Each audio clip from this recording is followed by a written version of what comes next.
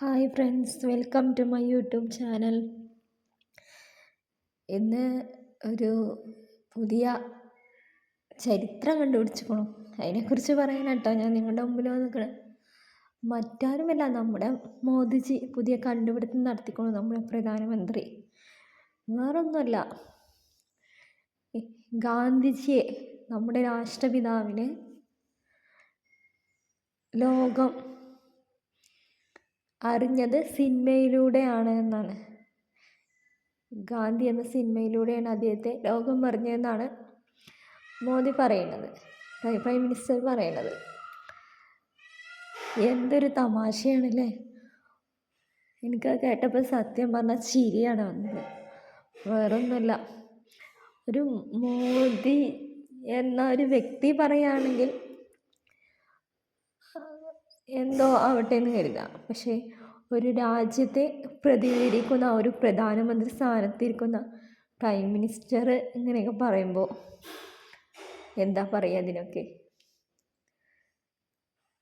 ജനങ്ങൾ അത്രയും വിശിഷ്ട വ്യക്തിത്വമായിട്ടല്ലേ ഒരു പ്രധാനമന്ത്രിയെ കാണുന്നത്. അപ്പോൾ നമ്മൾ ഇത്തരത്തിലുള്ള ഒരർത്ഥമില്ലാത്ത വാക്കുകളൊക്കെ ഉപയോഗിക്കുമ്പോൾ നമ്മുടെ സ്ഥാനം കൂടി ഒന്ന് ഓർക്കണ്ടേ? പിന്നെ രാഷ്ട്രപിതാവായിട്ട് ഗാന്ധിജിയെ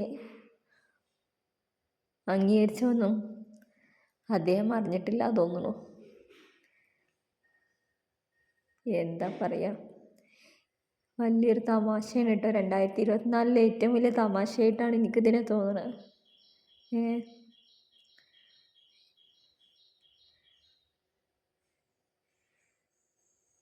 ഒരു പ്രധാനമന്ത്രി സ്ഥാനത്തിരുന്ന് പറയേണ്ട വ്യക്തി പറയേണ്ട കാര്യങ്ങളാണോ അദ്ദേഹം ഇപ്പോൾ കുറച്ച് കാലങ്ങളായിട്ട് പറഞ്ഞുകൊണ്ടിരിക്കുന്നത്?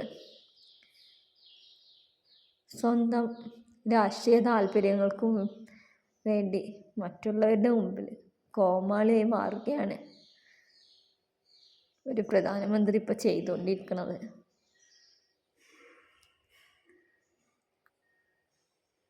എന്താ ഇപ്പോൾ ഇതിനൊക്കെ പറയുക?